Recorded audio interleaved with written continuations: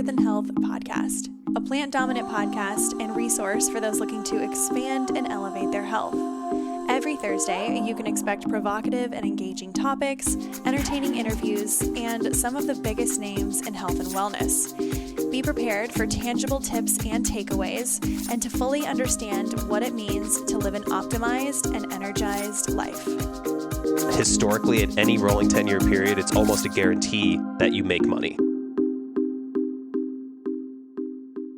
This episode of Hotter Than Health is brought to you by Inside Tracker. Inside Tracker is the ultra-personalized performance system that analyzes data from your blood, DNA, lifestyle, and fitness tracker to help you optimize your body and reach your health and wellness goals. So last week, I finally had a phlebotomist come out here and take my blood. It took all of 5 minutes. She was so kind, and it was such an easy process.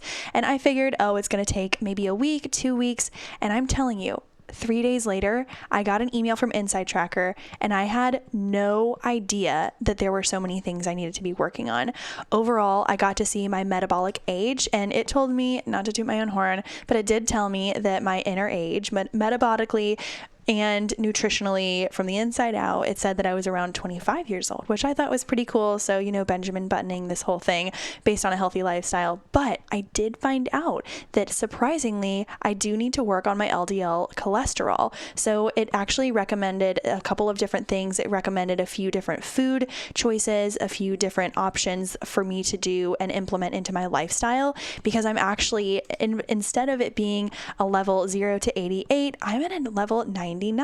So I'm a little above average, and it says that I definitely need to do work on this. It also told me and recommended that I improve my iron group for my oxygen transfer and blood function. This was really, really important for me. It also talked about my testosterone levels, DHEAs, and then it told me that my sugar and my glucose and inflammation was low and normal. White blood cells were good.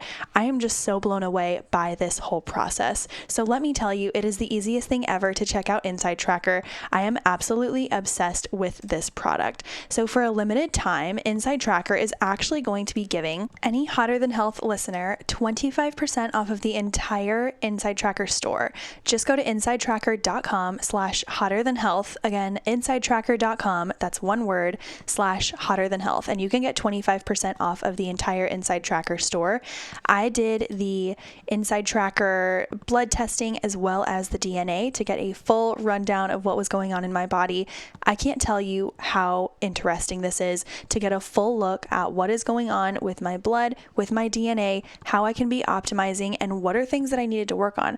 We have no history of heart issues in my family, so to see that my LDL cholesterol levels were a little bit higher really spoke to me. So I'm absolutely going to be working on these things over the next couple of months before I retest again. So if you are wanting to really check out your individual progress and your insides so that you can truly optimize from the inside out, make sure for a limited time you are checking out insidetracker.com/hotterthanhealth for 25% off. Schedule your phlebotomist. They will come out. It is the easiest process. I am shocked. I am so impressed. Again, that's insidetracker.com/hotterthanhealth so you can see what's happening from the inside out. Thank you so much for sponsoring today's podcast.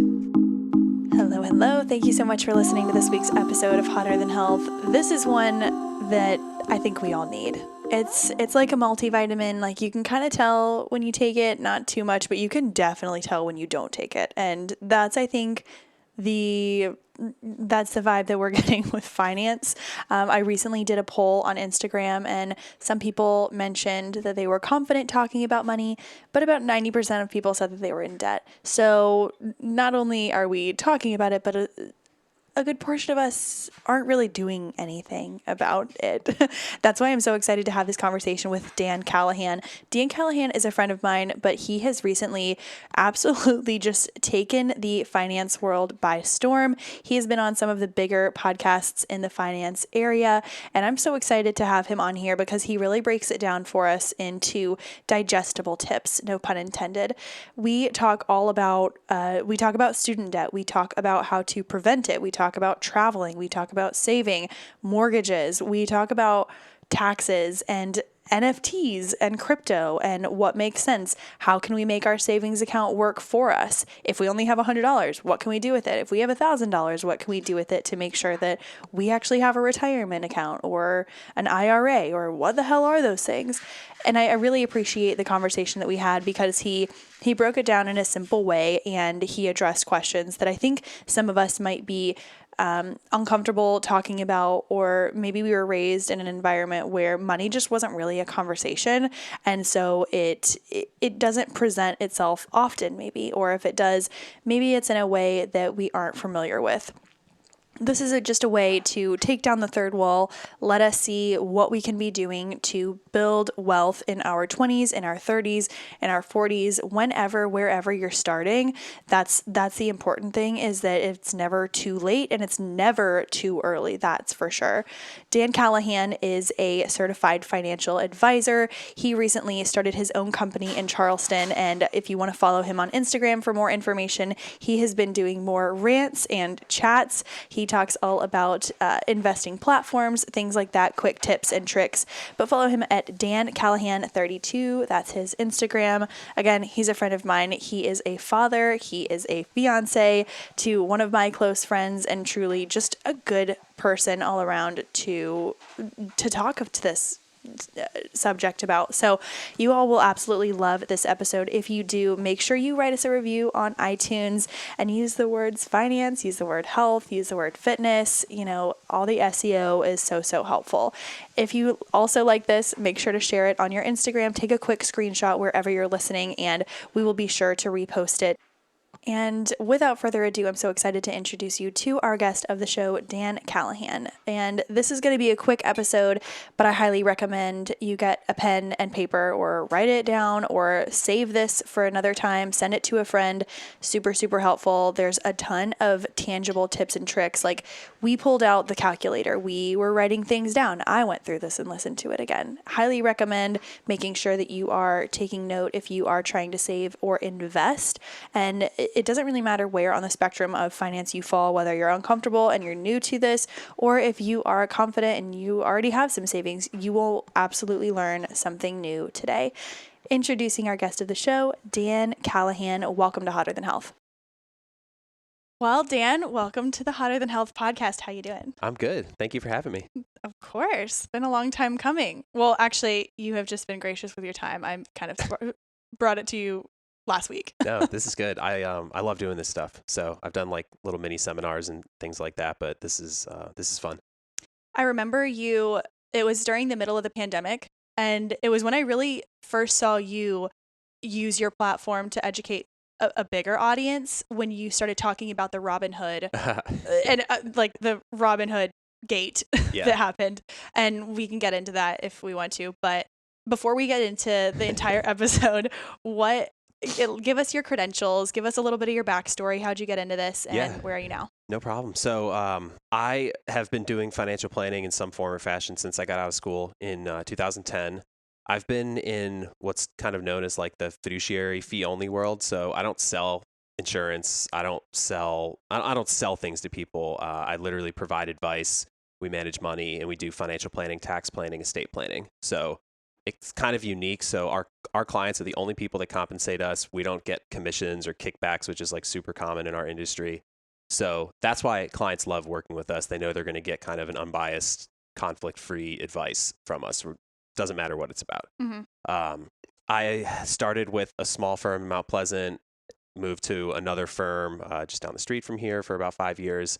And then in 2019, kind of took the leap and partnered with my current business partner, and we started our own company. Mm-hmm. So that's where we are, as of now. Credential-wise, I am a chartered financial analyst, which took 4 years, 3 really hard exams. It's like 300 hours of study each year. So that was like a tough 4 years of life, but it's, I'm so glad I did it. Opened a lot of doors for me. Mm-hmm. And then my business partner is a certified financial planner, mm-hmm. and most of the other advisors in our company are also certified financial planners. All right. And to put it out there, I am giving zero advice. This is not advice. Do not take my advice. You can give advice. You are allowed to give advice, right? Yeah. Okay. That's just right. making sure. Yep. Okay. So this this brings me to my first initial question and topic that I want to cover is there are more people than I can count.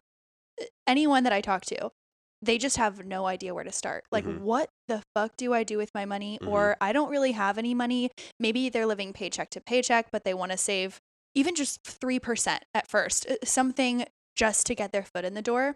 When you're working with clients, it sounds like you're working with people who know what they're talking about typically, and they want some advice on how to handle it or how to optimize it.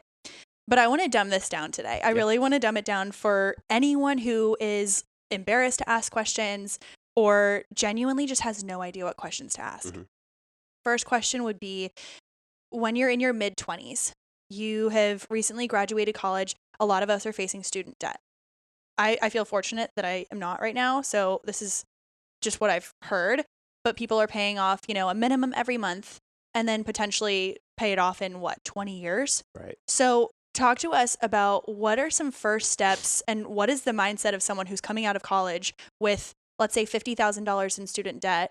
What is that approach? Is it better to just pay off a little every month? Or is it, are there financial plans that you can be on? What is it like to try and save, try and pay off your student loans, all of these things? Like, what's the first approach? Yeah. So great question. And this is something we work on with our clients all the time. So for me, everything with advice and like how to approach these things always starts with that person's specific goals and like how they live their life and what's important to them. So looking at like two examples, if you have like the doctor who's fresh out of med school and probably has like really significant student loans, it can be pretty intimidating, like seeing that number on paper, having, been in school for, 8+ years potentially, and then coming out and you have this great salary, but it's like almost all of it has to start going to debt reduction, right? So for like someone who's really debt averse, we'll put together like a more aggressive plan to attack the debt and get them out in, a really short period of time. And debt averse as in they really want to be out of debt. Yeah. Like debt averse, like they don't even like having a mortgage. They hate debt. They don't ever want to have credit card debt. Got it. I tend to find there's like two different camps of people. Some people just really hate debt of any kind. And then other people are, much more comfortable with it and will use it to their advantage. Like we see now with interest rates being really low, people will, intentionally take out a larger mortgage and kind of use that to their advantage. Things like that. So for a debt averse person, we'll put a plan together to really attack it aggressively and kind of let them know, you're not going to be miserable for 3 or 4 years while you do this, but, it's going to be a very modest lifestyle just until that debt is paid off, and kind of put a spending plan together for how to actually do that. Like how many hundreds of dollars a month go towards student loans, go towards rent or your mortgage, living expenses, things like that. So we don't, like our firm in particular, I don't come in and like look at their statement and say, oh, you went to Starbucks today. Like, don't do that. We don't like go that granular, but we try to set up an expectation of like, okay, you get your paycheck on this date. Let's automate as much of that as possible. So automate your 401k, automate what goes towards your student loans and any other debt you have, and just put that on autopilot as quickly as possible. And then throughout the year, try to make adjustments whenever you can. Got it. That's one example. So someone who's coming out fresh out of school, but with probably a 6-figure salary, right? But you have multiple 6 figures of debt, of course. Let me put another scenario out there. This is a lot of people in the health and wellness industry, myself. This is, my boyfriend who owns his own company now, who, has to deal with not having insurance paid for by their company. Right. They don't have a 401k to be matched. They don't have benefits, nothing. It's all on your own. Yep. Let's say you're coming out of school, or let's say you're in your late 20s. Like, I'm just using me and my demographic for an example. You're 28, 29. You've got $20,000 in debt, and you don't have a 401k. Your savings account is like, I don't know. It could range anywhere from $500, and that's really good, or $10,000, $20,000, but you have this debt. Where do you start with being someone who doesn't have any other means of income other than what you're creating yourself? Like, you don't have any assistance, and you have to figure out everything on your own. Like, that's terrifying. Yeah, I feel like. No, it is. Especially if you're a creative, and like my brain just doesn't operate like that, Right. So it feels like a wall. Yeah, I get that. And I'm a little unique. Like, even though this is what I do for a living, I've also never worked for a company that has health insurance. I've never worked for a company that even has a 401k plan, because I've always been with small companies up to this point. Perfect. current company included. So I've had to do this myself and also help clients do it as well. So, from that perspective, I think you have to really focus on, I always drill down to I look at everything on a monthly scope. So, just make it as simple as possible. What's coming in every month and what's going out. Try to massage the numbers as much as possible. So with student loans, people have a lot of options there. Like if you have student loans, if they're federal student loans, there's several ways to pay those back. There's different kind of structures. There's income-based structures. I'm far from a student loan expert, but there's a lot of different ways, and it gets a little complex of how you can pay those loans back, and it changes your payments. So if you're in a place where cash flow is really tight, if you're in your 20s and you're starting a business and you don't have a ton of money, and you have student loans, then those things can be advantageous because it's less of your money going to the loans every month for that period of time because it's tied to your income. You can refinance them. So right now, interest rates have been really low for the last few years. A lot of people have refinanced their student loans to be at 2% or 3%, which is really, really good. What were they before? 6, 7, 8%, depending on the type of loan. Got it. So that right there not only lowers your monthly payment, but cuts the amount of interest you pay over the life of the loan by a really significant amount in most cases. All right. So that might all sound so simple. Right. Oh my gosh, just refinance. What are we doing? Right. Just hop off this podcast to go refinance your student loans. Yep. Or your credit card or whatever. But what's the first step to doing that? Do you call your school? Do you call the bank that gave you the loan and say, hello, excuse me, I'd like to refinance? Great question. So logistically, you can even Google it. And I can provide links for show notes if you have those. There's sites out there where you can kind of type in some basic info about your loan, and they'll give you quotes from 15 different providers of the different length, because there's a lot of decisions, right? There's how much do you refinance? What time frame do you refinance into? So if you do 5 years, you're going to have a really big payment every month. If you stretch it out to 15 or 20, you're going to have a really small payment. Yeah. And that's where those decisions are kind of personal to the person doing it, right? Because some people are hey, I want to knock this out really quickly. Let's do the 5-year plan. Other people might say, hey, I'm trying to start a business. I'm trying to save some money and at least have some kind of emergency fund. So I want my payment to be really small right now. So you make those types of decisions, but those websites help a lot. They do most of the legwork. So literally just Google it. Just Google it. Yeah. And there's good websites. There's blogs out there where it's their full-time job kind of helping people make these decisions. Yeah. So I lean on a lot of information like that as well. Yeah. So that's dealing with some of the debt, whether it's credit card debt, student loans, all that. And, obviously we want to get that knocked out, but that is a longer term plan. Speaking of longer term plans, let's say we have $100 and that $100 has just been sitting there. Right now, if you have a savings account, just any random regular savings account, that money's not growing, is it? So it's just sitting there. Yeah, it's zero, and it's really losing money with inflation if it sits there for any reasonable period of time. Okay. Yeah. Can you explain what is going on with inflation? Because a lot of people aren't really understanding why some businesses have had to raise their prices, why a lot of services have had to raise their prices. Let's talk about what has happened with inflation in 2 years and how can you really dumb that down to us? Because I'm kind of just figuring this all out. Yeah. So, for starters, what is inflation, right? So really easy way to just think about that is you go to the grocery store and there's all different types of inflation, but the easiest one to think of is you buy some milk. It was $2 last week and now it's $2.50, right? That's a pretty big increase percentage wise. You start stretching that out around all the groceries you buy and all of a sudden your $50 trip to the store might cost $75. And that's not super sustainable for a lot of folks. So that's the idea of inflation. Particularly here in Charleston, for example, with food and bev, I think what we're finding is one of the ripple effects of COVID was it actually gave a lot of kind of what I would call negotiating power to people with these types of jobs where I would say they're not the most glamorous jobs, right? Food and bev, a lot of being a dishwasher, server. And, I did that for 10 years of my life. So I could talk about that forever. But it's not the most fun job in the world. It's good money, but it's really hard work. A lot of those people have a lot of other options now, right? They can drive for Uber. They can, do a lot of different digital things at home to make money. They have a lot of options that they didn't have 5 years ago. And COVID put that in fast forward. So now all of a sudden, all these restaurant owners, they have to do something to get people to come in and work at the restaurants, right? And even like the nicer-ish restaurants, you'll see like the closed signs and, we're only open 2 days a week. And it's because they either can't afford the higher wages or they won't. And there's a lot of personal decision making there, but it affects their margins as restaurant owners. And then that kind of ripple effect just snowballs. So that's what you're seeing in like the food and bev industry. So basically when we're seeing, let's say, I'm just trying to think, okay, so let's say when stimulus checks went out and we saw all these people getting checks for like I don't remember what it was, but like $1,200, everyone in the country got $1,200 in their banking account. Right. We're all thinking, oh my gosh, free money, that's great. But it makes the value of a dollar go down. Right. So it's almost, there's more quantity, but it's less quality. So now that $1,200 is actually the equivalent of what it would have been, maybe $1,000 last 2 years ago. Right. So we're all thinking, yeah, we have all this money. That's great. But at the end of the day, shit costs more. Yep. It's like a latte is $8. And it costs more to move shit from one place to another. Right. I mean, that's what you're seeing. Like if you order furniture right now, it's, we're in my office right now. I ordered furniture in September that's still not here.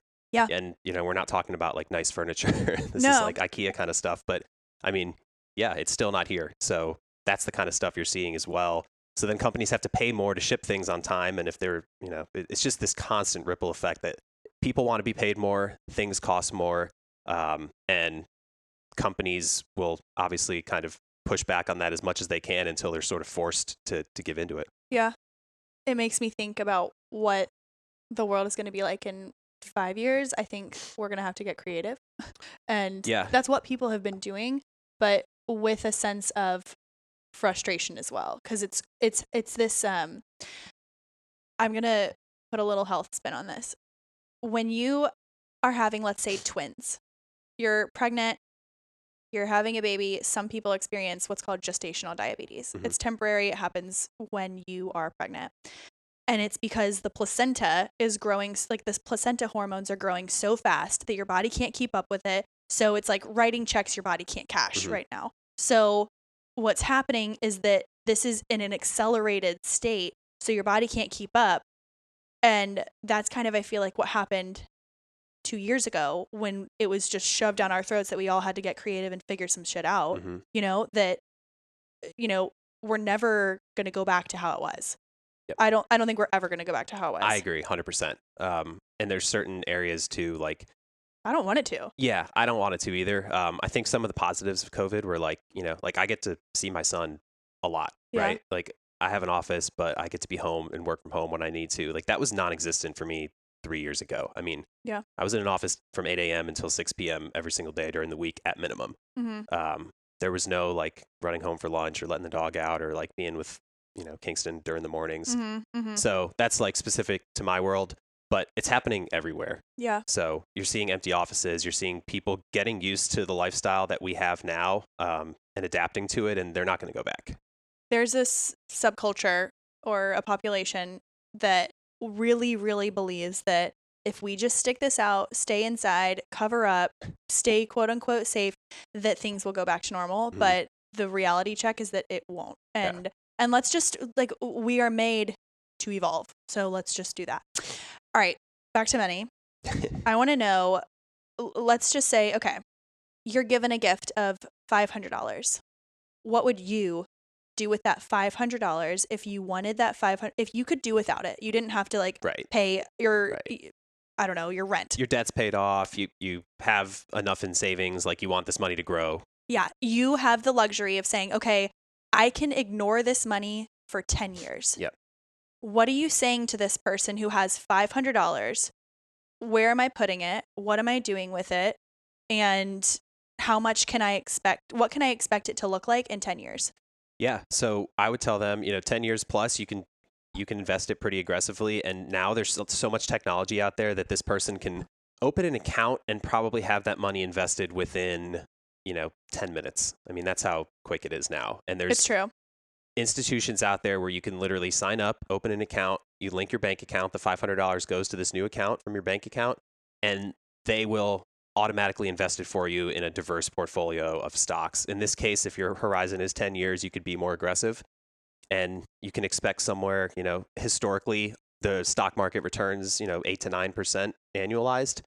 basically just think of that as like your money earning 8% year after year. That's obviously not how it actually works in real life. You might have one year that's up 20 or 30% and another year that's down 20 or 30. But the overall average. But the overall average 8 to 9% if it's like in the stock market, essentially. Yeah, that's what his historical data kind of shows us. So numerically, I know we don't have calculators in front of us. What would that look like in?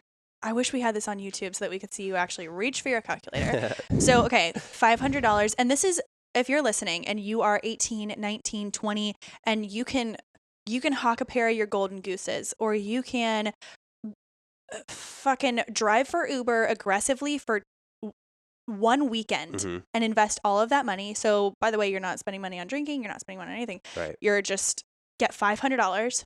And in 10 years, if you ignore that money completely, by the time you're 30, you can have a down payment on a house maybe. Oh, absolutely. So what would that look like? Even in our simple example, $500 invested over 10 years and we assume 8%, you've got $1,079, right? So it more than doubled, which makes sense because there's kind of some rules of thumb we use on like how often your money should double. But how often should your money double? It depends. In 10 years, you have $1,000? Yes, in 10 years at 8% annualized. $1,000? $1,079. Okay. From 500. From 500. Yep. Okay, so and the think money about doubled. it. You put it in there, and you don't do anything. There's no hard work to do that, right? Yeah. You just let the markets work for you. Stocks pay dividends, bonds pay interest. Those things reinvest within themselves. It's compound interest, right? Like, is it Albert Einstein or someone who said it's like, the miracle of there's some quote about how the miracle of compounding is just like I said this on my last podcast. It was Warren Buffett. Okay. He's like the king of compounding. Right. So it's little things. Okay. That idea is obviously just with a smallish amount of 500. If you do that somewhat regularly, that the rule of compounding continues to be in your favor as the portfolio gets larger, right? Yeah. So that idea just becomes so powerful once you're looking at, $1,000 and then $2,000 and then $5,000 and so on. Yeah. Okay. So that's what you would do. It's like free money, basically, if you're just patient. Right? Yeah, you have to take a long-term approach. So like, and it's funny, I just, I have a really cool graph with this of like how the stock market performs on various time frames, but like on any given one day in the market, it's basically a coin flip of like if it'll go up or down, right? And then if you look at like 10 days, it gets a little more in your favor. And then if you look at a year and 5 years, and essentially after 10 years, historically at any rolling 10-year period, it's almost a guarantee that you make money.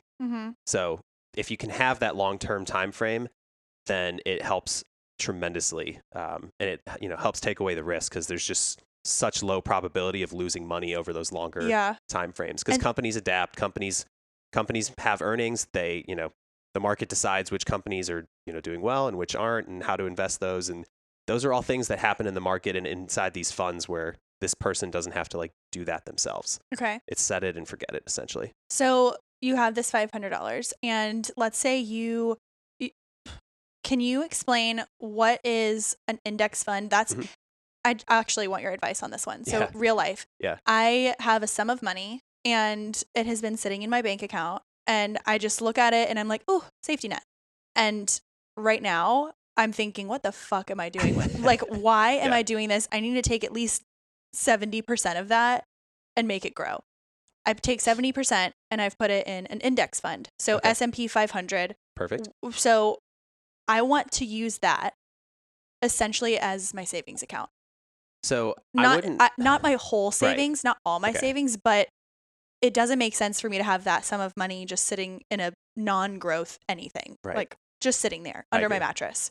I would say for anybody, like number one is having that safety net, like you just said, like whatever that number is, and it's so different for each person. But for me, it's like having at least 3 months of I can support myself for 3 months with no income. Yep.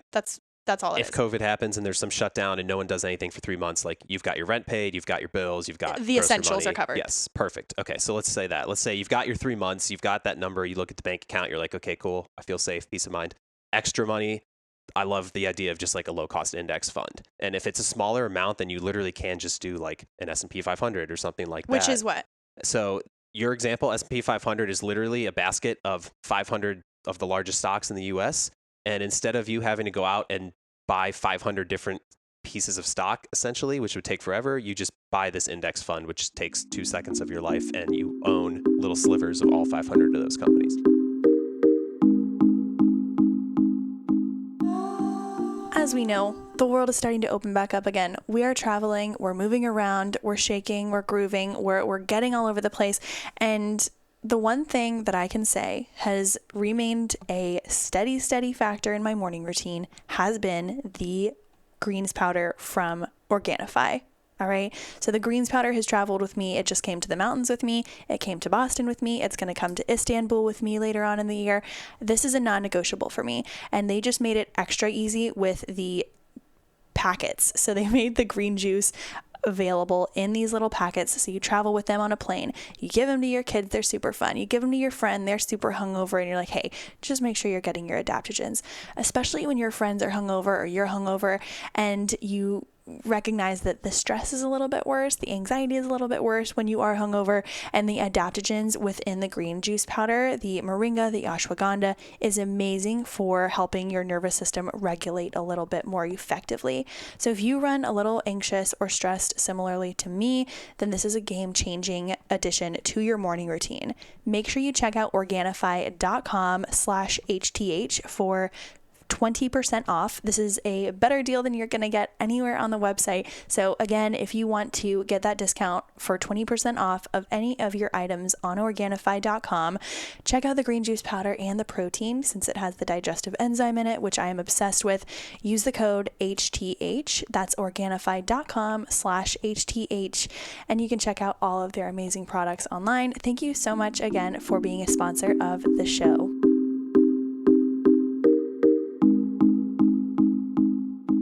There's honestly nothing more important than taking care of yourself, because if you're not feeling your best, you can't be your best. Sambucol helps you feel your best with very powerful immune support powered by nature's superfruit, black elderberry. I recently went to the mountains, and last weekend in the mountains, the wind chill was about 9 degrees. Overall temperature outside was about 12, and then coming back into Charleston, it was going to be anywhere from 60 to 70 degrees. With all of the weather whiplash, I knew that I wanted to make sure that I was bolstering my immunity and making sure that I was doing my best to prevent any type of recovery time that I would have needed. I didn't have any time to not feel great this past week. I had a busy week coming up. So all I did was took a couple of these tablets with me. I took the gummies with me on the trip. I did 1 or 2 per day. Honestly, I did more just because they taste good. And then at night, I would do one of the Sambucol effervescent tablets. I would throw it in some hot water and sip it kind of like tea. I would also sometimes do that with the drink powder. Again, it's powerful immune support coming from the antioxidants from black elderberry. There are so many health benefits to this supplement. So for a limited time, you can get 15% off of your next order of $9.99 or more at sambucolusa.com. That's SAMBUCOL sambucolusa.com. You can get 15% off of your next order of $9.99 or more using the code HOTTER15. That is HOTTER15 for 15% off of your next order of $9.99. Highly recommend the gummies and the effervescent tablets. So easy to travel with and so great tasting. I'm obsessed, especially if you have kids in the house. And with the winter season happening and being among us, nobody has time to not feel amazing. So sambucolusa.com. Use the code HOTTER15 for 15% off of your next purchase.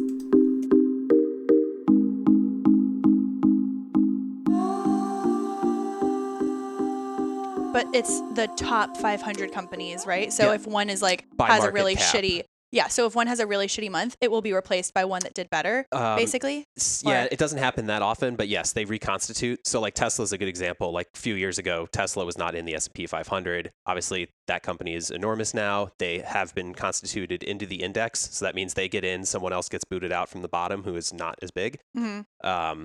So they want to just keep the top 500 companies, basically. Yeah. So what those would be, and the reason I like it is because genuinely, and this is just a novice speaking, it made me feel more comfortable that I recognized a lot of the names. I recognized a lot of like Nike or Apple, Lululemon, Microsoft, Nike, Coca-Cola, right? Like everyone knows most of the names, at least in like the top part of the S&P 500. Yeah. Johnson & Johnson, right? It's like the stuff you see at the grocery store. It's the cars you see on the road. It's, all that good stuff.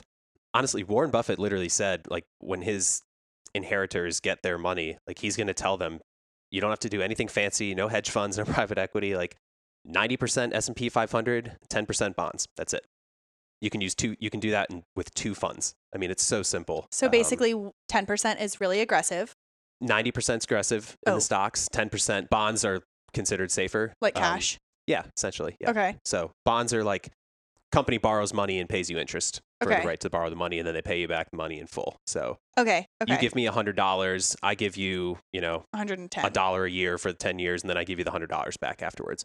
Got it. Okay. That's the idea. So that's a safe part of your portfolio, but you can literally buy an index fund that does that too. Mm-hmm. So, I mean, Warren Buffett literally will tell his inheritors to do that, which is kind of insane because of the amount of money that they'll inherit. But like, that's how powerful it is to just hold like 2 index funds. The power of consistency. It's like anyone I'm working with who wants to lose weight, they're like, I got on the scale today. I'm like, you got on the scale yesterday. And they're like, and I'm going to get on the scale tomorrow. So if you're getting on the scale every single day, the minutia will just crush you. There's so many parallels to that and investing. I mean, it's like, that's such a good example. If you're watching CNBC every day, if you're checking your account every day, and the stock market is going to have a period and you're going to get bloated and you're going to retain a lot of water and those numbers aren't really real. And then it will settle back down. And a lot of it's arbitrary, right? Like the media loves looking at like current year numbers, year to date. So it's January, like 18th. So we're 18 days into a year, even though the market was up, 30% last year. In this year, which is really 17 days, it's down, 6%. And people are like freaking out, right? But I mean, all you have to do is look at it on the scope of it's basically just gone up every year for the last 10 years. I mean, we've been in this incredible bull market, but even just like the slightest bit of people checking every day and looking at the news and seeing a couple bad days, it's like they completely forget what it's been like for the last 10 years. It's scary. Yeah. It's like weighing yourself every day. I mean, there's so many reasons why you could wake up one morning and weigh 2 pounds 4 French heavier, fries. Yeah. Right? Yeah. You drank some water before you got on the scale. I don't know, like there's That's why I always reasons. tell people, I'm like, okay, not on your period, not even 5 days before your period. You've pooped. You just woke up and you haven't had water, like you're fasted and you've pooped. And that's basically your baseline. It's funny you mention that. There's so many parallels to like successful investing. Successful investing is really boring. You'll read stories of people making millions overnight, especially like lately with cryptocurrencies and like there are a million stories out there now of 25-year-olds who have $100 million because they bought some coin 3 years ago and it, went up 5,000%. But for most people, successful investing is really boring and you just keep your costs low, you keep your taxes low, and you stay in it for the long run. Drink your water, eat your vegetables, move your body, and unless there are going to be some extraneous outliers, there are going to be some thyroid issues. There's going to be some, you're not sleeping, your cortisol levels are spiked, but in an average, it's the same thing with relationships too. Typically, we want to go for a little bit more volatility. We're like, oh my God, so much passion or so much anger and aggression. Right. But then like the sex is really good. And so we just think these highs and lows are the norm. But a healthy, functional relationship, boring is not the right word, but it can be consistent. Yeah. It's not the stuff you see on Instagram every day. It's like, yeah, it's all the background noise, right? That you don't see. Yeah. And so that's one part of what's going on in the world is basically the stuff that is boring, but it's simple to do and it's proven time and time again. Yeah. Now, I have gone down a little bit of a wormhole with NFTs. I haven't purchased any. I haven't done anything. I honestly, essentially this morning, 45 minutes before I came into this interview, I learned what it was. Yeah. And I think that it is so interesting just because. So I was listening to an interview with Steve Aoki. He's huge into NFTs, creatives, music, art. And he compared it to just having, they're called non-fungible tokens. Yep. And it's crypto in the crypto world. So basically you're buying a piece of, let's say, online art, but it's not like you're hanging it in your office. It's not like you have it in your physical pocket, but it's in this online wallet. What are your thoughts on NFTs? Do you have any info on that? Do you could you explain that and dumb it down? Yeah, I'll do my best. Because I'm just quoting Steve Aoki. I'm by far, and he probably knows more about this than I do. I know cryptocurrencies and I know the ideas of NFTs. I'm far from an expert, so I'll give you my best take. But essentially, I think it all kind of goes back to this idea of like the metaverse is, I guess we're coining it, or like Web3. But Yeah, it's okay, this, even dumb that down. yeah, Metaverse, you know how they changed Facebook to be right, called Meta. right. So it's So basically just this online world. yeah, it's literally, it's kind of like taking everything we're doing in real life and kind of moving it online in a sense of like the way you interact with people and the way now that you like interact with like products and services. That's where like the NFTs kind of come into play, of like owning these things and having actual ownership of it. You know, someone can screenshot it or whatever, but like you own it, and there is a code online in kind of an open source format that proves that you own it. But people can buy little bits of it, or no? Uh, Or you can just sell it for more as the yeah. But how does the value go up? So that's debatable as well. I mean, so like one theory I hear a lot on this is like so obviously like the Bored Apes and like those ones, there's just like a scarcity aspect, and it's obviously like popular, so it's just really taking advantage of that. The theory I get a lot is like the utility factor of some of these things, where like, okay, so because at some point, you know, so much money's been made in crypto that a lot of these guys try to just like they don't want to sell their crypto. They don't want to sell their Bitcoin that's up, you know, 30,000% and just like buy boring stocks or bonds or even like a house. They want to keep it in like the digital world. So that's why NFTs kind of boomed in popularity, in my opinion, at least. And besides the really popular ones, for it to actually be proven, there has to be this like sense of utility where like someone buys it and they feel like they're getting something for it. They're like part of a community, or they're like earning. It matters. You know what I mean? Like, yeah, but is the value coming from just how much people are talking about it within that crypto community, basically? Essentially. So let me ask you. That's my best guess right now. Like some of these just kind of become very popular on like Reddit and Discord and like these little communities, and that I literally have not heard about until this morning. Yeah. Like I saw someone posting it on Instagram, someone who I trust, who is, I don't even know this person, but I've followed for a long time, and they're very much in the health and wellness space. Right. They're completely have never spoken about NFTs or crypto or Bitcoin, never talked about any of that. And then all of a sudden they post this beautiful piece of art, and they were like, I just love supporting artists like this. So I definitely understand, you know, you hear a song that you can buy as an NFT or you see a piece of art. I guess you just go on to that platform and you bid for it, or you try and buy it fully and then hope that it gets more popular if you're trying to sell. That's the idea. Or you're just like an art collector, right? You know, but it's just hard for me because you give me $500, I would rather buy a Louis Vuitton or an infrared sauna bag because I can hold it. Right.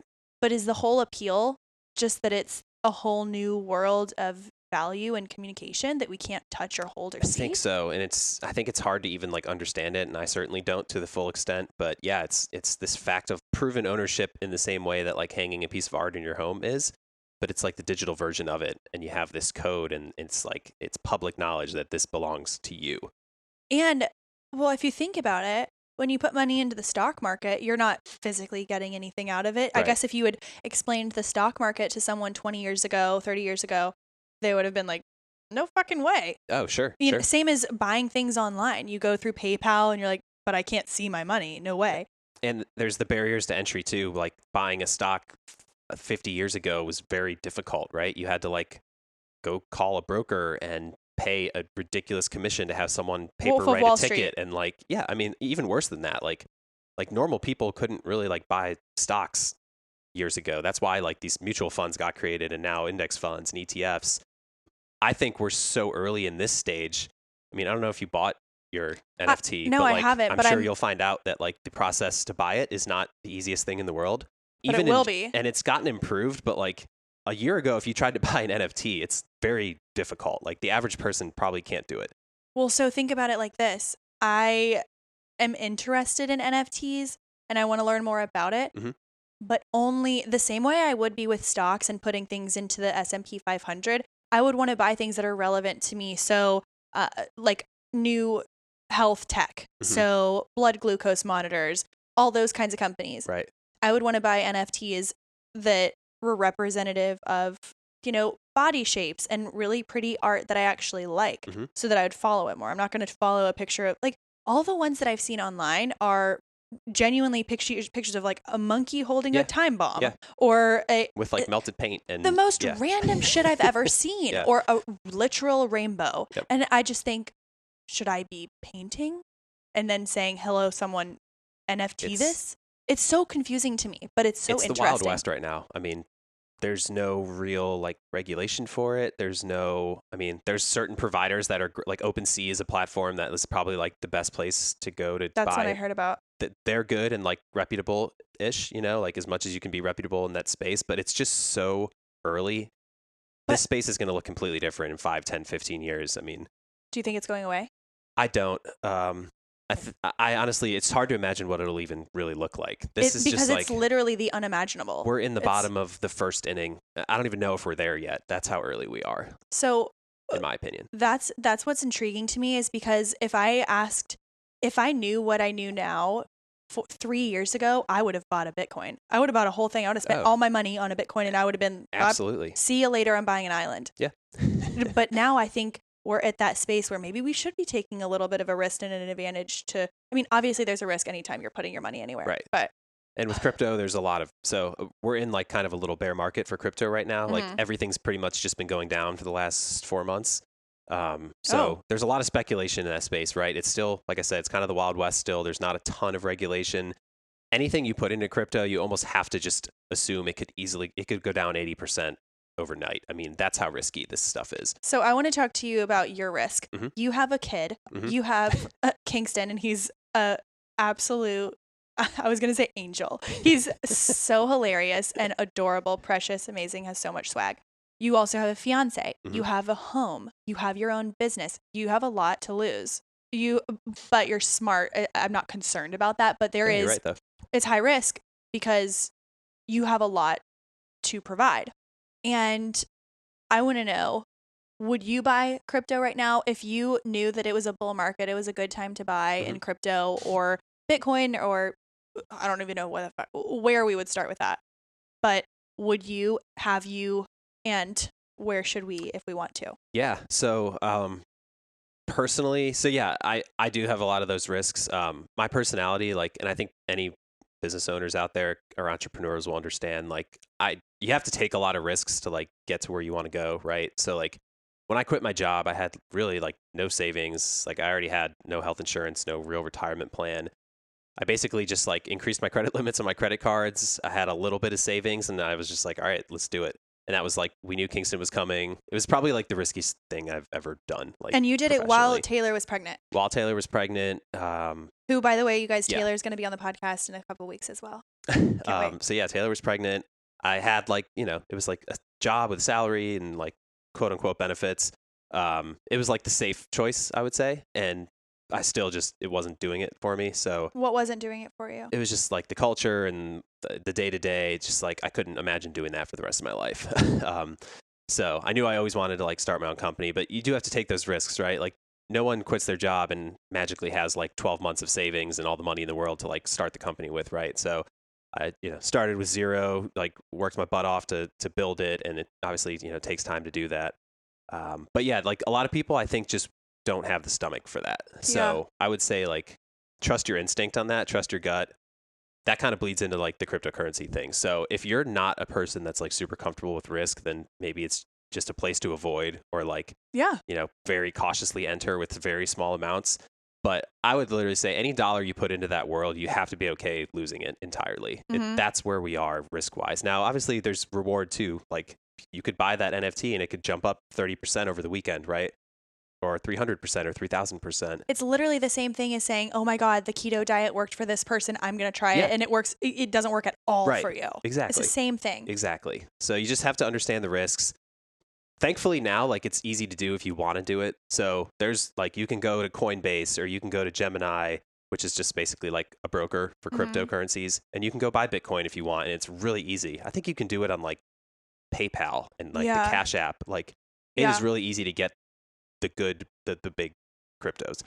If you want to buy something that's a little more, something that's trading for fractions of a penny on some weird exchange, it's a little more difficult. It's literally a 7-step process. You have to open a wallet, you have to transfer this to one currency and then go to a, swap and swap it for this currency. And Yeah. it's scary. Like, Yeah. I mean, I've like watched YouTube videos on people doing this because like years ago, it was really like software people that were the ones that knew how to do this stuff, not like normal everyday people. So it's complicated and it's risky. But It is super if it's money complicated. that you're okay losing and you're cool with the risks, then yeah, I mean, Well, I also want to ask, okay, so this is going back into the safe zone. mhm. I think that we spent enough time going through the what the fucks of NFTs because I truly don't know and I need more information. And I'm actually trying to get someone on the podcast to talk about that. Yeah.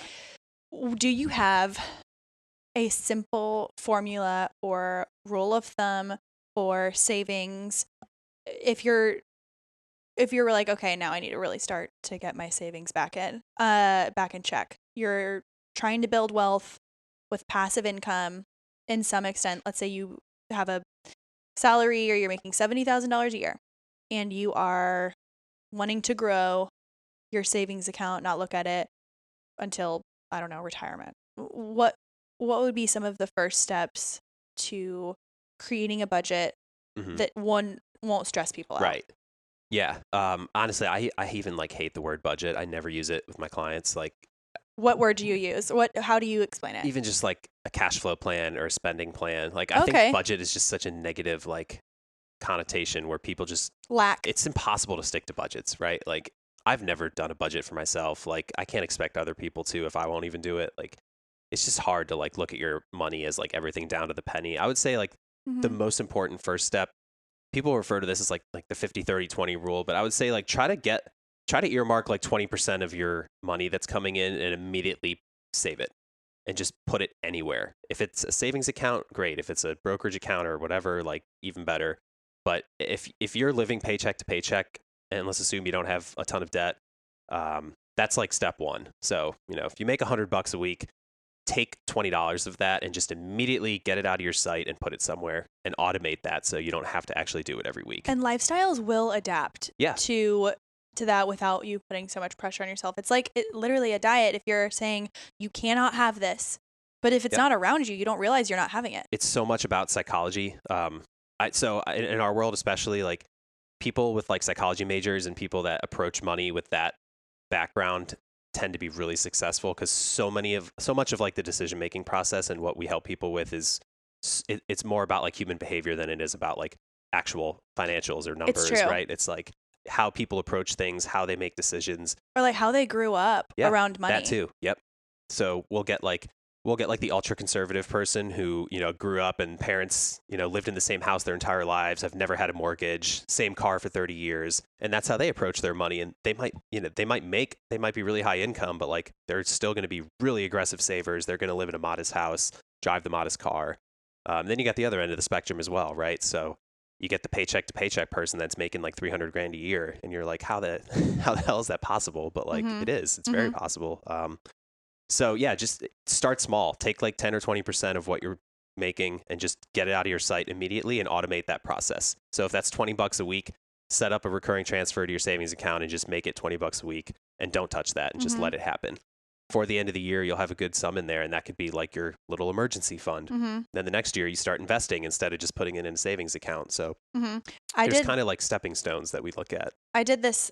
We were supposed to have a trip to Mexico coming up in March, but it got canceled and we knew about it in December. So I kind of did reverse math. I looked at the cost of the rooms, cost of the flight, and I was like, okay, it'll be X amount of money. Right. And I divided that by the number of weeks we had before we went on the trip. And I was like, oh, I can save $50 a week. Right. And you go on a trip to Mexico. And you approach it like that and you're like, wait, that's not like, it was not that bad. And there were some weeks where I was like, fuck it, let's do 75. And it was not my other savings. I had the safety net, but I was like, okay, you can reverse psychology this and it doesn't seem so bad. It seems a little more digestible. It's exactly right. Speaking of the psychology aspect of it, there are a lot of people who are maybe raised around lack mentality or struggle mentality. And there are a lot of people who have never had to think about money. So it was never a stressor. Right. And some people really do have a tough relationship with money. I've definitely had to reframe a lot. What is that like? And what would you say to someone who is struggling with a lack mentality of I can't save or I'm living paycheck to paycheck and things aren't coming in, what would you recommend another stream of income? Or like, what if you don't have time? What if you have Right. 2 kids, you know? I would say like setting the appropriate goals is the most important part. So like if you have like a tough history and relationship with money, don't wake up one day on January 1st and say like, all right, I'm going to immediately start having this like ridiculously aggressive savings goal of like, I'm going to save half my income, because we know that's just not possible, right? Not Start sustainable. small and build the habits. And then once you've built the habits, they won't go away. Again, back to like the fitness thing, right? Like you don't just like go to the gym on January 1st and do a 5-hour workout and you're like back in shape, right? Like it's very slow, steady. It's the same thing with savings. You just got to like get used to that. And once you get used to it, you will never stop it. And you'll only be like, you'll get so excited. You get a raise or you start making more money. You're like, all right, it means I can save more. That doesn't mean I'll go spend more. And then on the other side of that coin, you can't like beat yourself up too much about that stuff, right? Like I tell clients all the time, like if they're being so conservative and they're like aggressive savers and they just refuse to even like get the car fixed because it's going to cost money, like you have to like enjoy your life, right? You can't be miserable because of like these savings goals. You have to, go out to eat when you want to go out to eat, buy the cup of coffee. The Starbucks Do things coffee that make you happy, Yeah. and then money literally will gravitate Yeah. towards you. It's a real thing. The cup of coffee is not what is stopping you from your financial goals, right? It's probably some larger aspect or behavior, like it's going out every weekend. It's spending $400 at the bars. Or it's not believing that you're worth a promotion. Yeah. It's not believing Yeah. that you're worth a savings account, or if you put $1,000 into a aggressive fund right now, you're immediately thinking, I'm never getting that back. I threw that money in the garbage can. But it's just the patience of it. Yeah. That's huge. So yeah, just not beating yourself up too much and starting with like the appropriate goals. I would say are like the 2 most important things. I like that a lot. Yeah. So I'm going to put a bunch of these links in the show notes for everybody. What are some of your favorite resources for someone who's just stepping into the money game? You're talking to me. You're talking to me. So there's a couple podcasts I listen to that I listen to religiously, and these guys have a few books that cover this exact stuff. So it's like very common sense money 101. Like I'm out of school. What the hell do I do from here? So I'll give you those links. There's podcasts. These guys do podcasts, and they have like 3 or 4 books out on this stuff. And what are the podcasts called? Clearly, these people. One of them is called Animal Spirits. Okay. The other one's called The Compound. So it's literally guys talking about this stuff in just like 100% plain English. Some of it's interview style, some of it's just them back and forth. They talk about markets, lifestyle, investing. Like they do mailbag episodes where it's literally everyday people like us mailing in with situations like we're covering here. It's like, hey, I just got out of school. I have this much in debt. I'm doing this for my savings. Like, what am I missing? How can I do things better? So I think that's like a really good place to start for anyone in like their 20s, 30s, 40s. That's like not in retirement yet and looking for ways to improve their financial situation. Love it. Yeah. And then daydream question for you. Yeah. I give you $1 million. What are you doing with it? Oh, and that's after taxes. After taxes. God, I'm such a nerd. Oh man, that's so hard.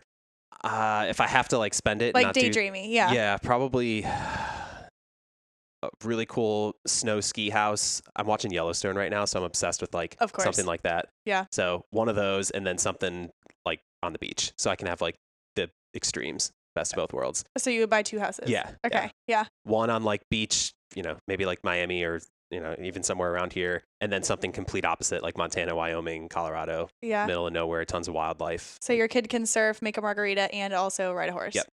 I love this. Yeah. This is good stuff. Yeah. Okay, cool. Yeah. I like that. Great Thanks question. for that. Yeah. We got to end it with some dreaminess. But thank you so much for your time. I'm really excited for this. Enjoyed it. Yeah. And that was fun. We'll get all the links for everything. Where can everybody find you and your company? Yeah. So my name's Dan Callahan. You can find me on LinkedIn, Twitter. One of my New Year's resolutions was to do more content. So I'm really hoping to start getting that going.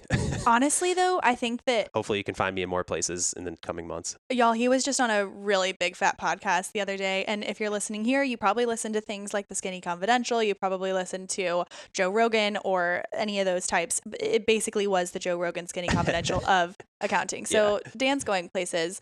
Also, I really think you should start literally prop your phone up. You have such great natural light, and just do like anytime you're right after this, just summarize what we talked about and put it on there. And that's a reel. You're done. Actively looking for somebody to help me start the podcast, to like do video and audio, and someone that I can like co-host with. So I'm actively looking for that. I'm really hoping to start it, and it's going to be like stuff that we just talked about. It's not going to be like financial jargon, and like it's going to be common sense, like talking about markets, talking about cryptocurrencies. Like, oh my God, I wish I had more knowledge. It'd be so fun to co-host with you. I know. Like, I'm trying to find the right person. I don't know if I necessarily want it to be like another financial professional. I kind of want it to just be like more one of my creative friends who's like interested in this stuff, but like works in a totally different world. Yeah. So we can have like, different viewpoints. So totally. We'll see. But that's one of my resolutions. So I'm hoping that we can get that up and running at some point. Say it out loud. I have a feeling that if you just say it out loud on this podcast, people are going to be like, look, I'm the best co-host for you. If you are interested, message Dan Callahan. And it's just like the name, Dan Callahan. Like, it's a good name. It's a strong name. All right. Well, thank you so much for your time. And we'll have to have you on again. Sounds good. Thank you so much. Thank you again for listening to this week's episode of Hotter Than Health. That was Dan Callahan of Healthy Pockets. I think that's a good name for the episode. I think that's one of my favorites, actually. But either way, if that episode resonated with you, make sure you take a quick screenshot and share it to your social media. Tag Hotter Than Health and Eliza G _Wellness. And like always, leave us a review. It is the best way for people to find the podcast, share it organically. And I'm so thrilled for our episode next week, and then maybe we'll throw in a solo episode in between then as well. But thanks so much, and we will talk to you next Thursday.